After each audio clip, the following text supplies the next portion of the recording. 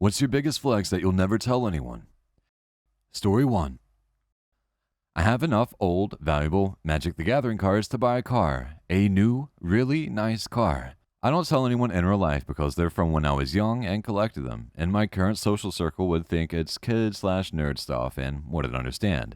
Doesn't get me down though. Current plan is to hold on to them until they go up enough over time to match my mortgage balance, then use them to pay off the house. Story 2. I have no gag reflex. This will go to my grave. Married man with 3 kids. Story 3. I intentionally don't step on ants just because they're cool. Story 4.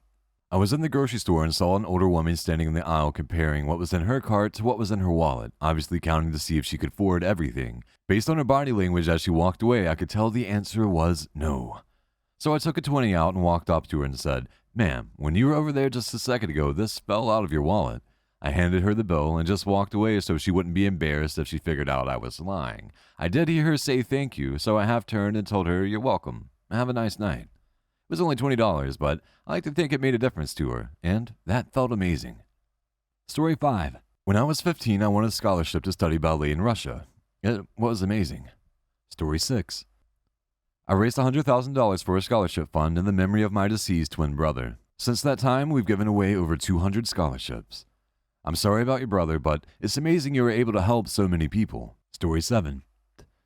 I never get bored, ever. It's a useful superpower when I'm stuck in certain situations. Story 8.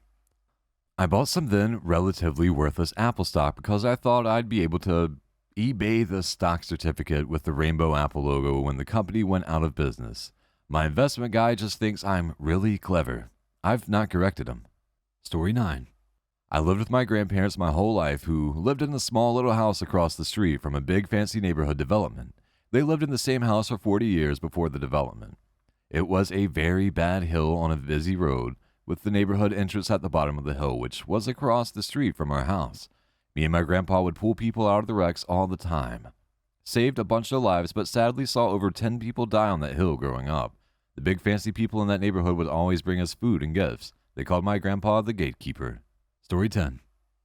I was quoted on some literary website for something I said off the cuff in an argument. I also got to play a few shows with some of my favorite bands of all time, but I'm so far removed from the music scene now that no one I know would ever care about it, except for me. Story 11. I had a class where the professor was pissed that everyone did really bad on an essay and was yelling at the class. He said that aside from one person who got a 97%, he was disappointed with everyone there.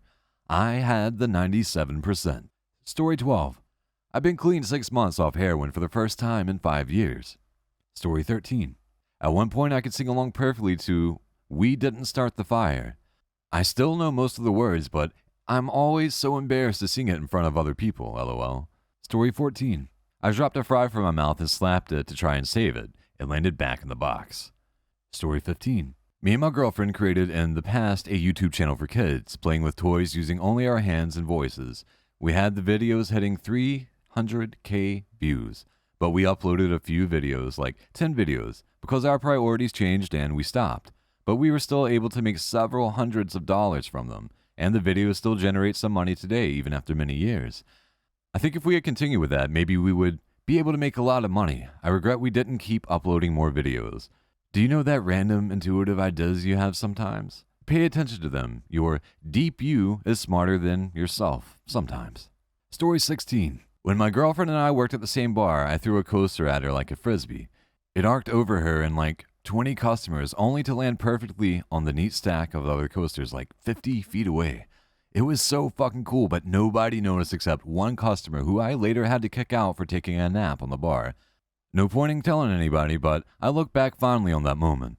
Story 17. Woman in my office had a fairly long piece of TP attached to her shoe, and I stepped on it and detached it from her shoe. I felt like a superhero. I still feel like a superhero about it. Story 18. When I was in high school, we did a toy drive with our homeroom classes around the holidays where each class was assigned a family in need to donate money or buy toys for. By the last day, almost none of the toys had been bought from the kids' list. We just collected a modest chunk of money for the family. I went home and told my mom that I didn't need anything, but I would like to get some of those things the kids asked for. My mom and dad talked. They'd both grown up poor and knew the money we'd collected would probably be used on necessities, not toys. So my mom and I went out and came back home with about $300 worth of toys the kids had asked for. I brought them in early before school started and submitted them and the receipts for them to my homeroom teacher. Later on, one of my classmates, who I had great disdain for ever since the 3rd grade when he blatantly stole my new pencil, came in and announced that he was making the biggest contribution to our class with a $40 donation. The teacher made eye contact with me, but I remained neutral and shrugged. So the teacher didn't correct him, just smiled and said thank you to him. I figured he needed that affirmation more than me, and I never liked being the center of attention anyway. Story 19.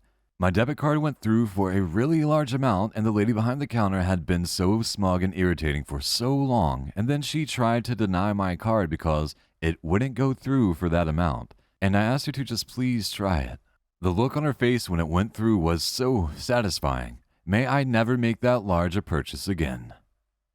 Story 20. In my public speaking class, I had to give a speech on procrastination. I wrote the speech an hour before class. In my feedback notes, I was told I had great preparation. Story 21. I saw Elton John in Vegas, Red Piano Tour. During Benny and the Jets, I can whistle extremely loud. I nailed the whistle part that is on live version of the song that plays on the radio. He smiled. I saw him live once when he unfortunately was battling a bad flu. Still sounded fucking amazing though. At one point, he turned around to throw up in a bucket behind the piano. We were in the seats sort of behind the stage, supposed to be the cheap seats, but he always turned around and acknowledged us, so it was great. And just cheered as loud as we could to show support, and he laughed, put his fingers to his mouth, as if to say, shh, it's a secret. Story 22. I kept light-up sketchers under my bed to walk around the house at night. Story 23. I saw a lizard in the middle of a busy road. I bent down on the side of the road and called for it as I put my hands out. He ran straight into my arms. I carried him to safety and didn't think anything of it until I heard a stranger behind me go, "Y'all see that shit? She's a lizard whisperer." Man, I wish there was another witness because I bet I looked cool. I saved a baby squirrel this exact way.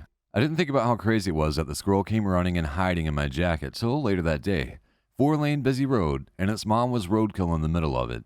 And it was frantically investigating its mom as cars drove by. Still breaks my heart.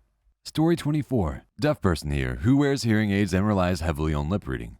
I get excited on the extremely rare occasions I can figure out a spoken phrase without any lip reading. It almost never happens. Or when I recognize a song I know. But there's no point in bragging because other people will just think that I'm not that deaf and makes less of an effort to face me and speak clearly. LOL.